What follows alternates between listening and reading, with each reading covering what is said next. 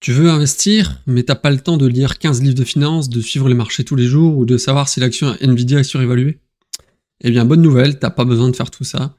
Il existe un outil qui fait le boulot pour toi, en automatique, avec des frais ultra faibles, une diversification maximale et des performances qui rivalisent, voire battent la majorité des investisseurs pros.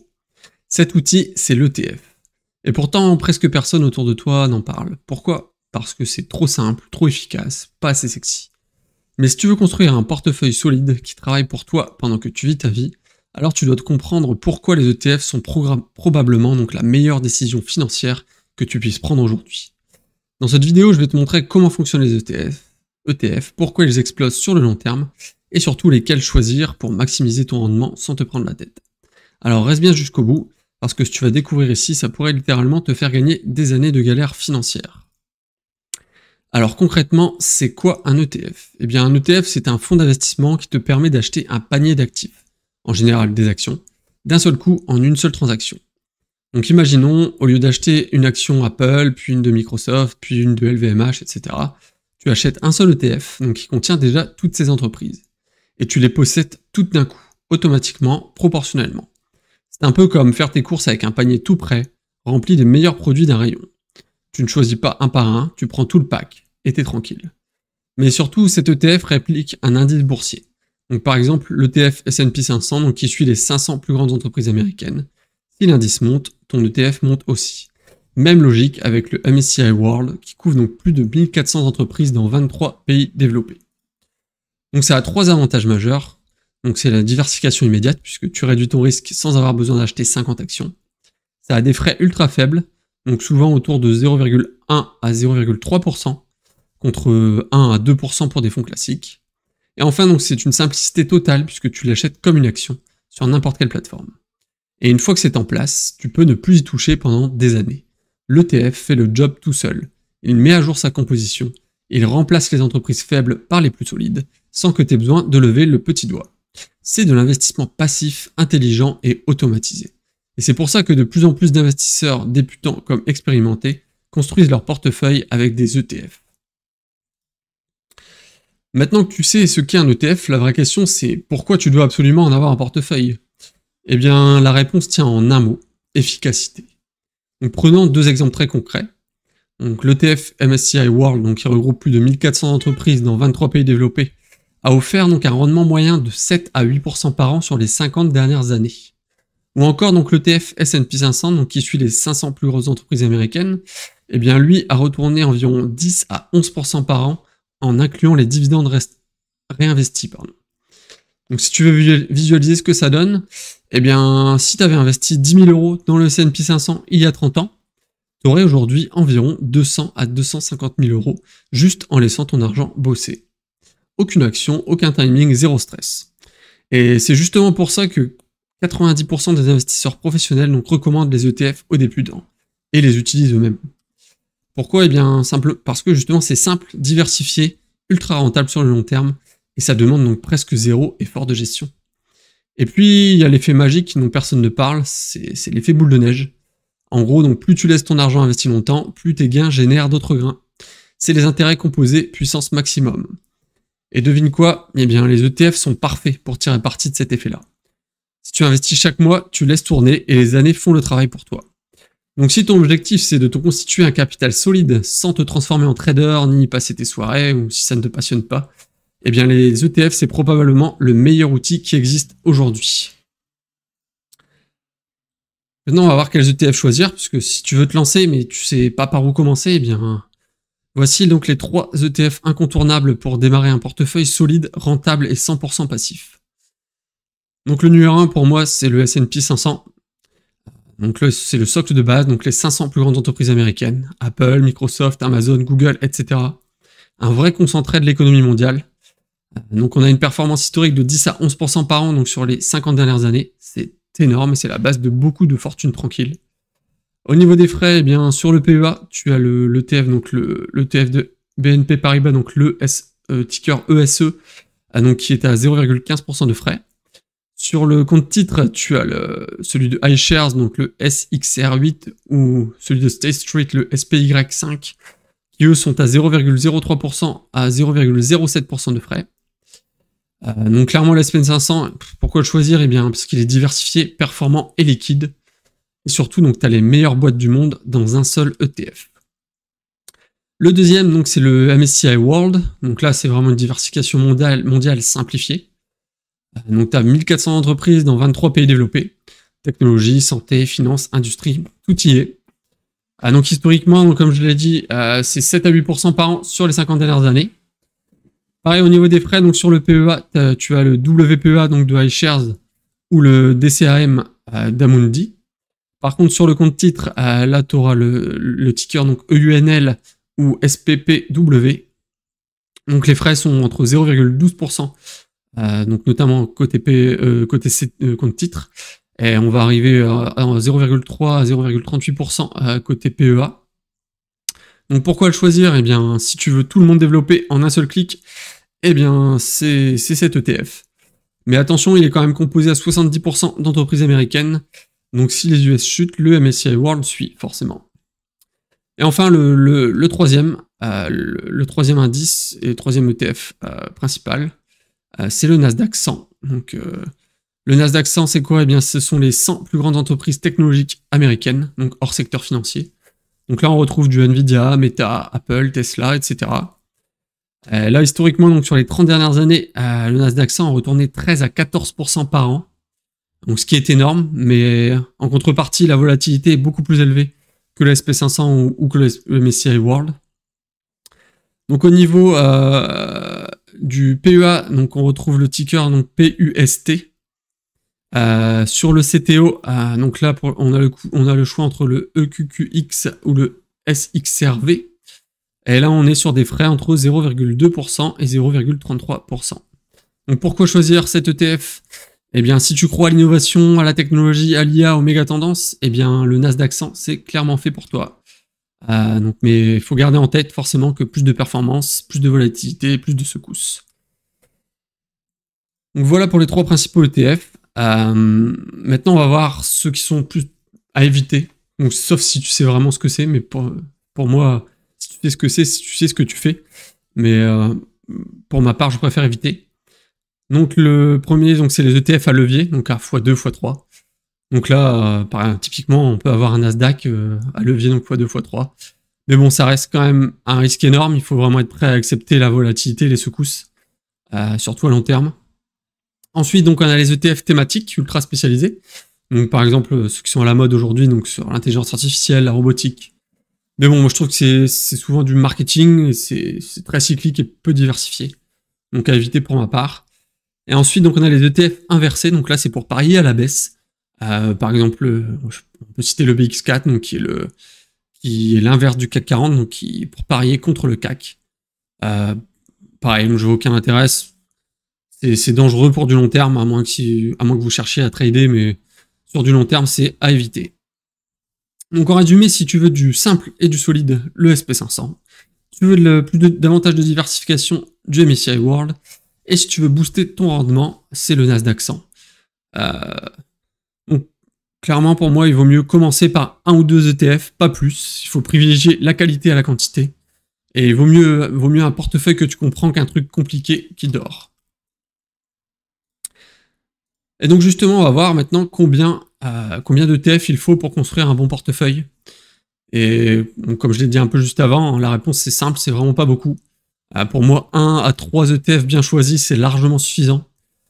Pas besoin d'en empiler des dizaines, tu ne gagnerais rien, à part des frais et des nœuds au cerveau. D'ailleurs, même Jack Bogle, donc le fondateur de Vanguard et père de l'investissement passif, disait qu'un seul ETF large, type SP500 ou MSCI World, suffit largement pour 99% des gens.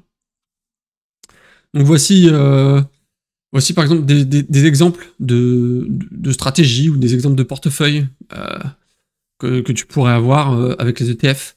Donc clairement la stratégie minimaliste, eh bien là ce sera du 100% S&P 500. Donc si tu veux la perf, la simplicité et t'en occuper une fois par an, eh bien tu choisis un bon ETF sur l'SP 500 et basta. T'as plus rien à faire. Diversification automatique via les 500 plus grosses boîtes américaines. Et performance historique de plus 10% par an. Ensuite, si tu veux une stratégie un peu plus global et être beaucoup plus diversifié, eh bien, tu peux prendre par exemple 70% en MSCI World et ensuite 30% en Emerging Markets. Donc là, le MSCI World te donne accès à 23 pays développés. Et ensuite, l'Emerging Markets, donc lui, va t'ajouter à l'Asie notamment, donc les BRICS, donc la Chine, l'Inde, le Brésil, etc. Donc c'est parfait si tu veux une vraie exposition mondiale avec un léger biais de croissance. Puisque comme je l'ai dit précédemment, donc le MSCI World est quand même très concentré sur les États-Unis. Et ensuite, donc tu peux opter par exemple pour une stratégie beaucoup plus offensive avec 60% pour du SP500, 30% sur du Nasdaq 100 et 10% sur de l'Europe avec l'Eurostoxx. Donc si tu crois dans la technologie mais que tu veux un stock stable, eh bien si tu veux exposer un peu ton portefeuille à la zone euro, donc cette stratégie est aussi très intéressante. Maintenant, ce qu'il faut éviter, donc, c'est vraiment les portefeuilles à rallonge avec 8 ou 10 ETF. Ça t'apporte vraiment rien, juste de la complexité. Ensuite, attention donc à la diversification, puisque si tu prends le MSCI World et le S&P 500, eh bien, tu seras très redondant, puisque 70% du MSCI World est déjà composé d'actions américaines. Et ensuite, attention aussi à la dispersion, par peur de rater un truc, c'est le meilleur moyen vraiment de diluer ta performance. Donc vraiment, s'il faut retenir quelque chose, c'est vraiment trop s'éparpiller peut devenir contre-productif si ton objectif est de maximiser ta performance. En résumé, c'est vraiment de commencer simple, comprendre ce qu'on possède et construire un portefeuille que tu pourrais expliquer à un ami en 2 minutes. Et pour moi, vraiment se focaliser donc sur les ETF principaux, donc S&P 500, MSCI World ou Nasdaq, c'est largement suffisant, notamment pour démarrer. Maintenant, on va voir comment les acheter concrètement, puisque tu as compris quels ETF choisir, mais maintenant il faut les acheter. Donc là, pour le coup, pas besoin d'aller en agence, ni de signer 30 papiers. Aujourd'hui, tu peux tout faire en ligne en quelques clics depuis ton téléphone. La première étape, donc, c'est choisir la bonne plateforme. Donc tu peux passer par une banque classique, mais il n'y a vraiment aucun intérêt, les frais sont souvent abusés. Il faut vraiment privilégier les plateformes en ligne, avec des frais réduits et une bonne interface. Donc voici quelques options populaires. Donc par exemple Trade Republic, qui est très simple, avec des frais fixes à 1 € par ordre, avec une interface mobile qui est top. Si tu veux programmer un abonnement récurrent et ne pas te prendre la tête, investir sur des ETF, Trade Republic est vraiment parfait.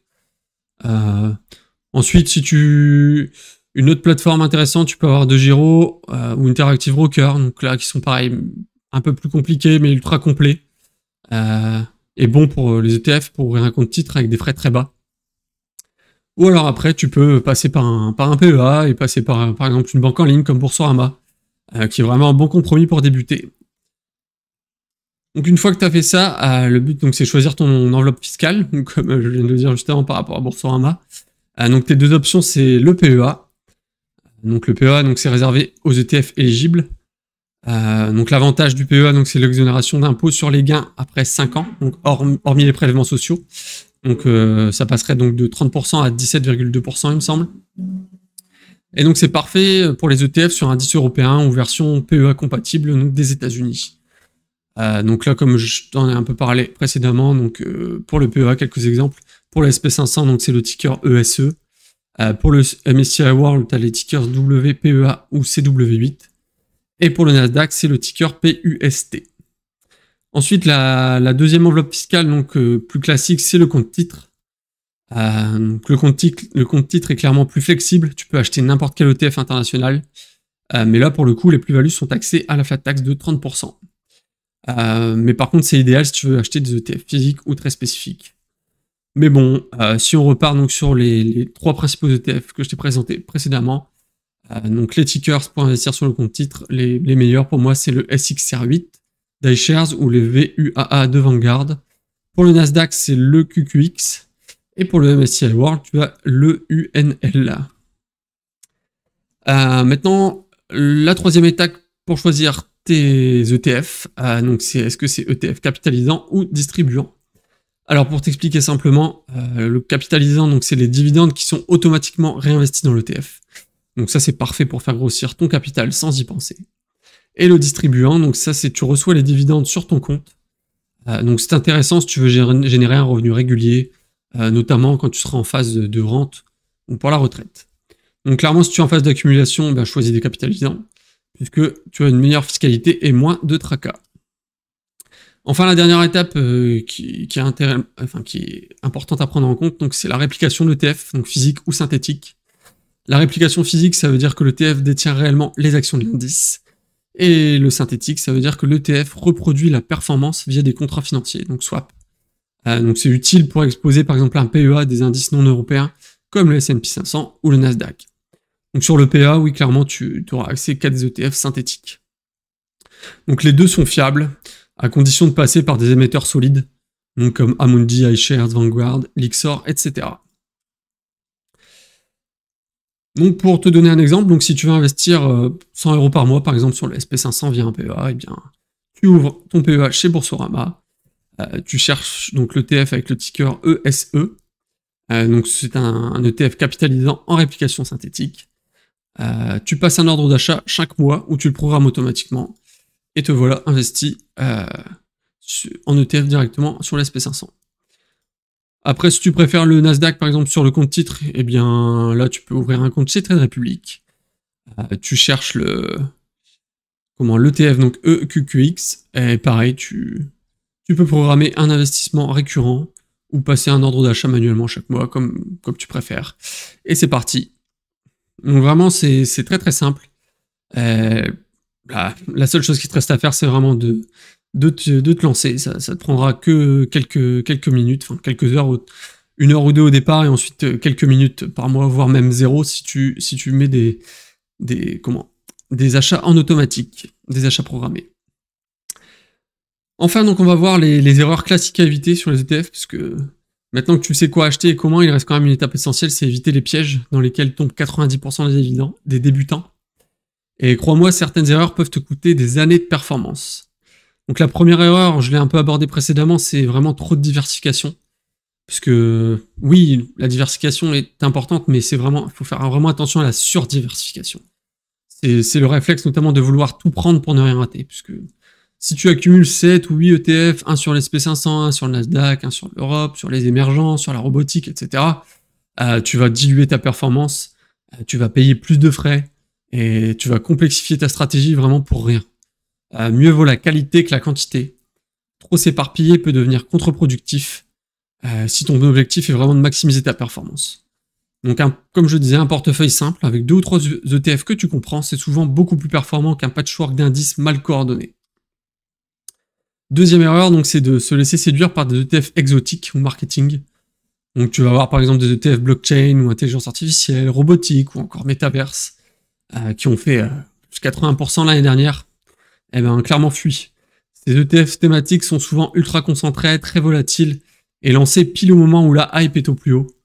Donc en gros, ils sont faits vraiment pour capter ton attention, pas pour construire ton patrimoine. Et je parle même pas des ETF inversés ou à effet de levier. Tu penses doubler plus vite ta mise, mais en réalité, tu risques de perdre deux fois plus vite, surtout si tu les gardes trop longtemps. Et la troisième erreur principale, c'est d'ignorer les frais. Donc ce qu'on appelle le TER sur les ETF, donc c'est les frais de gestion annuels. Même si 0,3 ou 0,6% ça te paraît petit, sur 20 ou 30 ans, ça fait quand même une différence sur ton rendement final. Donc par exemple, si tu prends notamment sur le compte titre, tu prends un ETF SP500 avec des frais vraiment ridicules comme le SPDR, donc qui est à 0,03% uniquement. Alors qu'en parallèle de ça, si tu le compares à un ETF thématique à 0,6%, sur 30 ans, à rendement égal, tu peux perdre plusieurs milliers d'euros rien qu'en frais. Donc clairement, si tu cherches à investir en ETF, il te faut absolument un TER inférieur à 0,4%. Pour moi, c'est vraiment le maximum. Même ce qui est acceptable pour moi, c'est 0,3%. Pour moi, c'est vraiment le maximum acceptable pour investir avec un ETF.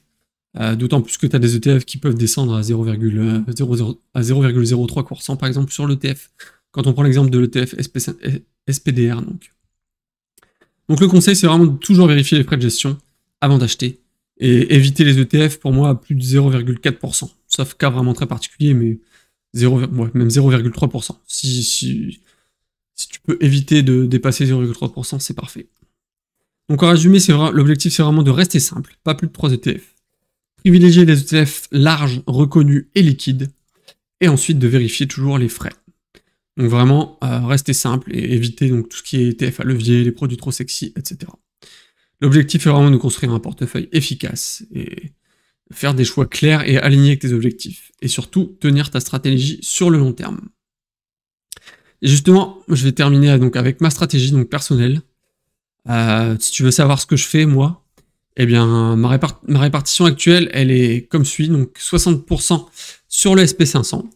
Donc j'investis sur PEA et compte titre. Donc pour le SP500, c'est le ticker ESE sur PEA et le XXR8 sur compte titre. Et ensuite, j'ai 40% sur le Nasdaq 100. Pour l'instant, donc le Nasdaq, j'investis uniquement sur PEA avec le ticker PUST. Donc pour le SP500, c'est vraiment ma base, mon socle. Pourquoi? Eh bien parce que les meilleures entreprises du monde y sont. Ces boîtes génèrent des milliards de cash, elles innovent en permanence, elles sont mondialisées. Le S&P 500, c'est plus qu'un indice américain, c'est vraiment un concentré de leadership économique mondial. Et historiquement, donc comme on l'a vu, c'est 10 à 11% de rendement annuel sur plus de 50 ans. Donc difficile de faire plus fiable et plus simple. Et donc le deuxième, donc c'est 40% sur le Nasdaq 100. Donc là, je prends un peu plus de risques, mais avec une conviction forte. Pour moi, l'innovation va continuer à transformer le monde. Et le Nasdaq, c'est les géants de la tech, mais aussi des boîtes dans la santé, la consommation, les communications, etc. Et surtout, c'est là que se concentrent les méga tendances. L'intelligence artificielle, le cloud, les semi-conducteurs, les biotech, etc. Donc historiquement, cet indice a surperformé tous les autres, avec environ 13 à 14% par an sur les 20 à 30 dernières années. Donc oui, c'est plus volatile, mais je dors bien, parce que je sais pourquoi j'investis dans le Nasdaq, je sais pourquoi je l'ai choisi. Et donc tu vois, mon portefeuille d'ETF est très très simple. Je n'ai pas mis 10 ETF différents, je n'ai pas craqué pour des ETF robotiques, ESG ou autres. Je n'ai pas cherché à tout couvrir. Je reste vraiment sur des ETF larges, liquides, bien notés, avec des frais très bas. Et surtout, je comprends exactement ce que j'ai en portefeuille, ce qui me permet de tenir le cap, même quand ça secoue. Et toi, est-ce que tu pourrais construire un portefeuille donc avec une logique similaire? Donc pose-toi ces 3 questions. Quelle zone ou secteur te donne confiance? Combien de risques tu veux ou peux prendre? Est-ce que tu veux maximiser la simplicité ou chercher un peu plus de performance? Clairement, c'est ta stratégie. Mais si mon exemple peut t'inspirer, prends, adapte et passe à l'action. Tu pourrais très bien avoir 70% de SP500, 20% de Nasdaq, 10% sur un Eurostoxx par exemple, si tu souhaites quand même être exposé à l'Europe. Voilà, à toi de choisir ta stratégie, mais comme je l'ai dit précédemment et je vais répéter, reste simple, investis sur des secteurs qui te donnent confiance et choisis 2 à 3 ETF maximum. Donc voilà, tu sais, pour conclure, donc tu sais vraiment ce que c'est maintenant un ETF. Tu sais lesquels choisir, comment les combiner, sur quelle plateforme les acheter et même comment éviter les erreurs les plus fréquentes. La vérité, c'est vraiment que tu n'as pas besoin d'être un expert pour investir intelligemment. Tu n'as pas besoin de suivre la bourse tous les jours, ni de lire les bilans comptables des entreprises. Avec les bons ETF, tu peux commencer à faire bosser ton argent dès aujourd'hui. Et en investissant un peu chaque mois, tu construis un patrimoine solide et durable, sans stress et sans y passer ta vie. Alors si t'hésitais encore, franchement, c'est le moment de passer à l'action. Et si cette vidéo t'a aidé à y voir plus clair, n'hésite pas à mettre un pouce, t'abonner à la chaîne et partager cette vidéo à un ami qui pense encore que la bourse c'est trop compliqué. Allez, on se retrouve très vite pour une nouvelle vidéo. À très bientôt.